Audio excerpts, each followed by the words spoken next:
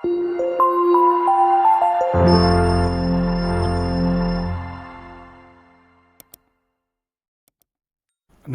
મિત્રો, સ્વાગત છે તમારું તમારી પોતાની ચેનલ એજ્યુગ્રોમાં. વિદ્યાર્થી મિત્રો, આજે આપણે ધોરણ 10 વિષય વિજ્ઞાન અને ટેકનોલોજી એની આજે લેવાયેલી બોર્ડ પરીક્ષાનું પેપર સોલ્યુશન જોઈએ. તો મિત્રો શરૂ કરીએ આપણે વિભાગ એ થી. એમાં સાચો વિકલ્પ પસંદ કરીને તમારે જવાબ લખવાનો હતો.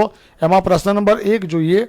ખોરાક રાંધતી વખતે જો વાસણના તળિયા બહારથી કાળા થઈ રહ્યા હોય તો તેનો અર્થ એ છે કે, તો આમાં સાચો જવાબ છે ઓપ્શન બી કે બળતણનું સંપૂર્ણ દહન થયું નથી.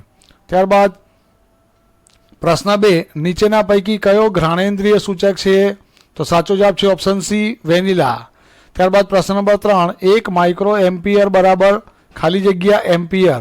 તો આનો સાચો જવાબ આવે ઓપ્શન એ 10⁻6. ત્યારબાદ મનુષ્યમાં ફેફસા એ ખાલી જગ્યા સાથે સંકળાયેલા તંત્રનો ભાગ છે. તો આમાં જવાબ આવે ઓપ્શન ડી શ્વસન. ત્યારબાદ પ્રશ્ન નંબર 5, મોટી ઉંમરની વ્યક્તિની આંખનો સ્ફટિકમય લેન્સ દૂધિયો અને વાદળછાયો બની જાય છે. આ પ્રકારની પરિસ્થિતિને ખાલી જગ્યા કહે છે. આનો સાચો જવાબ છે ઓપ્શન એ મોતિયો. ત્યારબાદ પ્રશ્ન નંબર 6, અરીસાની સામે ગમે ત્યાં ઊભા રહો છતાં તમારું પ્રતિબિંબ ચત્તું મળે છે. તો આ અરીસો ખાલી જગ્યા હશે. તો સમતલ અથવા બહિર્ગોળ. ત્યારબાદ ખાલી જગ્યા પૂરવાની છે. એમાં પ્રશ્ન નંબર 7 જોઈએ. પૃથ્વીનો પોપડો ખનિજ સ્વરૂપે માત્ર ખાલી જગ્યા ટકા કાર્બન ધરાવે છે. તો 0.02%. ત્યારબાદ વિદ્યુત સ્થિતિમાનના તફાવતનો એસઆઈ એકમ એ ખાલી જગ્યા વૈજ્ઞાનિકના નામ ઉપરથી રાખવામાં આવ્યો છે. તો જવાબ છે એલેઝાન્ડ્રો વોલ્ટા. ત્યારબાદ આગળ વધીશું. પ્રશ્ન નંબર 9, અજારક શ્વસન દરમિયાન આપણી સ્નાયુ પેશીમાં પાયરુવેટનું રૂપાંતર ખાલી જગ્યામાં થાય છે. તો જવાબ આવે લેક્ટિક એસિડ. ત્યારબાદ પ્રશ્ન નંબર 10, ખાલી જગ્યા પ્રાણી પોતાનું લિંગ બદલી શકે છે. તો જવાબ આવે સ્નેલ. ત્યારબાદ લેન્સનું સૂત્ર ખાલી જગ્યા છે. તો આજે પહેલું સૂત્ર છે 1/v - 1/u બરાબર 1/f એ લેન્સનું સૂત્ર કહેવાય. ત્યારબાદ સિન્નાબારનું રાસાયણિક સૂત્ર ખાલી જગ્યા છે. તો HGS. ત્યારબાદ નીચેના વિધાન સાચા છે ખોટા તે તમારે જણાવવાનું છે. એમાં પ્રશ્ન નંબર 13, શોલ્ડર એ શીશુ અને ટીનની મિશ્ર ધાતુ છે. તો આ વિધાન સાચું છે. ત્યારબાદ જે બાળકને પોતાના પિતા તરફથી વાય રંગસૂત્ર વારસામાં પ્રાપ્ત થશે તે છોકરી બને છે. તો આ વિધાન ખોટું છે. ત્યારબાદ તારાઓના પ્રકાશનું વાતાવરણીય વક્રીભવન થવાથી તારાઓ ટમટમતા લાગે છે. આ વિધાન સાચું છે. જ્યારે એસિડના દ્રાવણને મંદ કરવામાં આવે ત્યારે હાઇડ્રોનિયમ આયનો એટલે કે H3O+ની સાંદ્રતામાં વધારો થાય છે. તો આ વિધાન ખોટું છે. ત્યારબાદ આપણે આગળ વધીએ. પ્રશ્ન નંબર 17, માનવ શરીરમાં કયો અંતઃસ્ત્રાવ બનાવવા માટે આયોડિન જરૂરી છે? તો જવાબ આવે થાઇરોક્સિન અંતઃસ્ત્રાવ.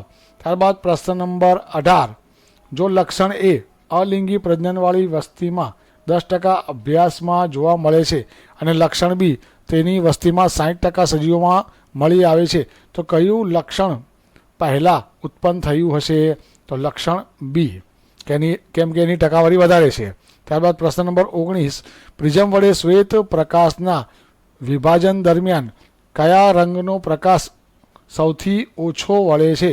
તો જવાબ આવે રાતો, અથવા તમે લાલ પણ લખી શકો છો. ત્યારબાદ પ્રશ્ન નંબર 20, વિદ્યુત પ્રવાહની વ્યાખ્યા આપવાની હતી. તો વાહકના કોઈ આડછેદમાંથી એકમ સમયમાં પસાર થતા વિદ્યુતભારના ચોખ્ખા જથ્થાને વિદ્યુત પ્રવાહ કહે છે. ત્યારબાદ જોડકા જોડવાના છે.